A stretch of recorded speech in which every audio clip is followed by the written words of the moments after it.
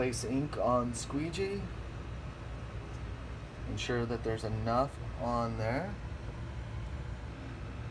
And then hold the screen down to the surface and swipe squeegee with ink once all the way across, and then do it again and make sure the screen doesn't move,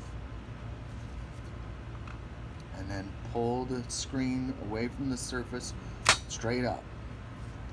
You'll end up with that.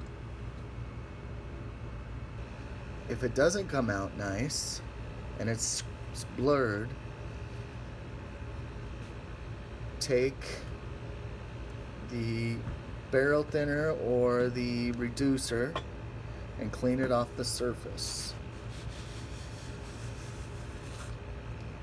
You will need to clean the screen again before you apply another placard. Clean both sides, and this might take multiple steps. After the screen is cleaned, both sides, blow off screen with some